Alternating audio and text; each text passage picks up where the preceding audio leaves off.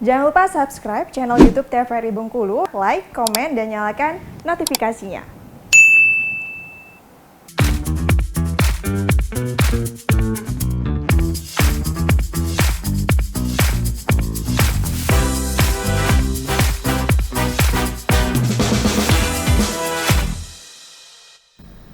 Balik lagi di Opini, obrolan pagi ini masih dengan tema yang sama, yaitu serunya jadi pilot drone. Tadi Mbak Etri cerita di awal kalau misalnya Mbak tuh pernah juga kerja di salah satu stasiun TV ya Mbak ya. Waktu itu sebagai pilot drone juga Mbak?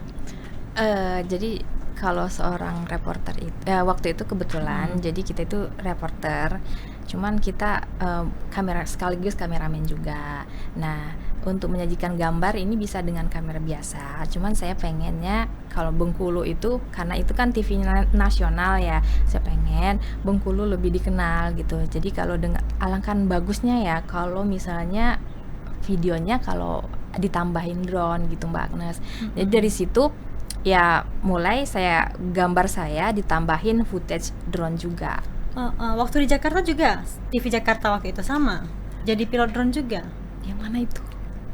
Enggak. yang Jadi waktu gini, itu ya? iya maksudnya itu yang itu maksudnya. Oh yang itu, bukan yang waktu di daerah ya? Enggak. Waktu di nasional waktu itu ya, akhirnya selain kameramen juga sebagai drone ya? Iya. Benar sih, tapi kalau Mbak Etri sendiri melihat teman-teman pilot drone sekarang, gimana sih antusias mereka?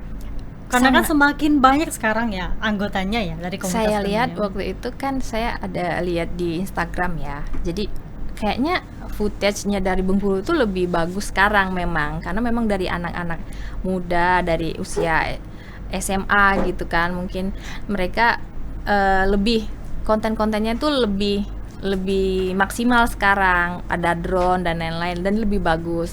Waktu itu saya lihat, oh Bengkulu sekarang udah kayak gini ya kalau dari atas gitu kan. Waktu itu saya nggak di Bengkulu ya, jadi bisa ngelihat perkembangan Bengkulu itu dari media sosial. Nah dari situ kelihatan, oh Bengkulu sekarang udah segini ya, oh Pantai Panjang sekarang udah kayak gini ya kalau dari atas gitu. Nah saya lihat dari gambar-gambar atau video adik-adik di Bengkulu yang sangat kreatif gitu Mbak Agnes. Berarti memang sebenarnya drone ini footage-nya itu bisa juga memperkenalkan pariwisata nggak sih Mbak yang ada di Bengkulu? Sangat bisa gitu. Kalau misalnya dengan mata biasa kan mungkin kayaknya biasa aja. Cuman kalau dengan drone, oh kita bisa lihat, oh kayak gini ya dari atas gitu Mbak Agnes. Oke, bisa melihat dari angle yang berbeda ya, dari ketinggian seperti itu. Mas sendiri pernah nggak sih Mbak ngambil footage pada saat bencana banjir di Bengkulu? Pernah Mbak? Iya pernah, waktu itu banjir besar ya di Surabaya. Jadi itu banjir, memang kita kena hujan deras beberapa hari dan Bengkulu dapat banjir kiriman waktu itu dan ratusan rumah kena banjir. Nah, waktu itu kita turun, maksudnya dari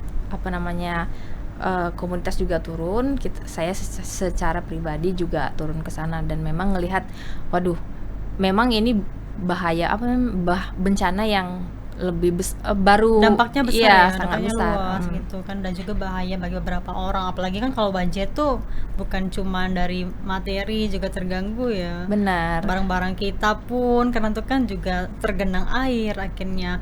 Tapi kalau Mbak sendiri, Mbak Etri, mungkin ada tips-tipsnya nih Mbak, saran-sarannya apalagi buat teman-teman yang memang baru menjadi pilot drone pemula nih Mbak Etri? Tipsnya belajar terus. Saya juga sampai sekarang masih belajar terus gitu Mbak Agnes. Jadi kalau pertama kita harus percaya diri gitu kan. Percaya diri bukan berarti kepedean. Maksudnya kita percaya diri kita bisa menerbangkan ini. Nah kalau kita udah percaya diri, nanti kita tuh punya kekuatan. Misalnya punya kekuatan untuk, oh saya bisa loh sebenarnya kesini menerbangkan ini sendiri. Saya bisa loh ngambil gambar yang kayak gini gitu. Oke, berarti sebenarnya untuk nerbangin drone ini angin juga berpengaruh nggak ya Mbak ya? Sangat berpengaruh ya. Tapi untuk cara dari pengambilan gambar dan juga footage untuk mengendalikan drone ini sama ya, dari yang ukuran besar dan juga ukuran kecil? Sebenarnya sama aja. Paling yang berbeda itu ada fitur tambahan, ada yang udah otomatis, ada bisa diterbangkan otomatis, ada yang misalnya kita mau ngambil gambar kayak gini, kita bisa tinggal tekan aja Mbak Agnes, misalnya kita mau landing otomatis juga udah bisa gitu. Oke, harapan Mbak sendiri Mbak dengan profesi Mbak dan juga hobi ya sebagai pilot drone ini Mbak Etri?